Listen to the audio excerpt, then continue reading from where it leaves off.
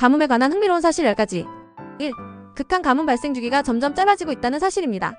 한반도의 경우 과거 10년 주기로 발생했던 극한 가뭄이 이제는 불과 3.1년 만에 다시 찾아올 수 있다는 분석이 나왔습니다. 이는 기후변화가 가뭄의 빈도와 강도를 얼마나 빠르게 증가시키고 있는지를 보여주는 충격적인 지표입니다. 2. 강릉에 발생한 역대 최악의 가뭄입니다. 강릉은 극심한 가뭄으로 인해 가뭄으로는 처음으로 비상사태가 선포되는 초유의 사태를 겪었습니다. 호텔 수영장 운영이 중단되고 체육시설이 문을 닫는 등 우리의 일상생활과 산업활동에 큰 불편을 초래했습니다. 심지어 생수 공급까지 이루어지는 상황 속에서 전국 각지의 지자체와 기업들이 강릉 가뭄 극복을 위해 도움의 손길을 보내고 있습니다. 3. 가뭄이 초래하는 막대한 경제적 손실입니다. OECD는 가뭄으로 인한 경제 손실이 매년 37.5%씩 증가할 것으로 예상하고 있으며 2025년에는 가뭄 피해가 2000년대보다 2배 이상 늘어날 것이라고 경고했습니다.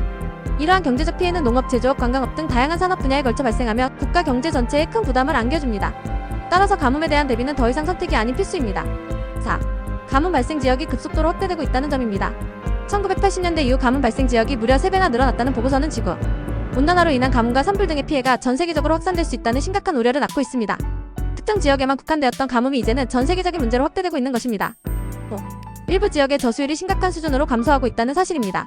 특정 지역의 저수율이 15% 이하로 떨어져 농업용수 부족은 물론 생활용수 공급에도 차질이 우려되는 상황입니다.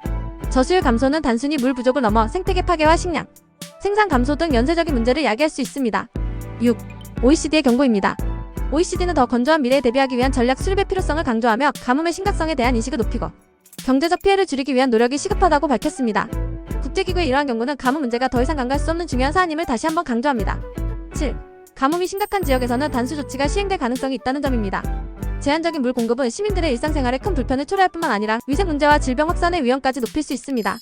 단수 조치는 최후의 수단이지만 가뭄이 장기화될 경우 불가피한 선택이 될 수도 있습니다. 8. 가뭄에 대비하기 위한 종합적인 대책 마련이 시급하다는 것입니다.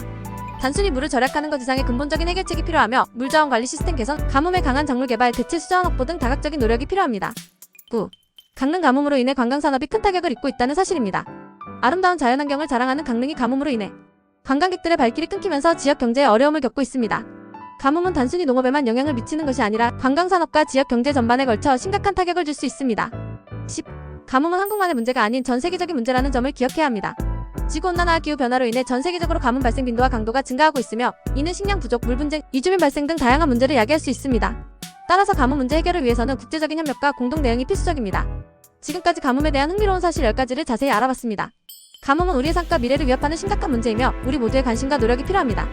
물을 아껴 쓰고 환경보호에 동참하며 가뭄 문제 해결을 위한 정책에 지지를 보내는 등 우리 각자의 자리에서 할 수 있는 일들을 실천해 나간다면 우리는 가뭄으로부터 우리의 삶과 미래를 지켜낼 수 있을 것입니다. 오늘 영상이 도움이 되셨다면 구독과 좋아요 부탁드립니다. 감사합니다.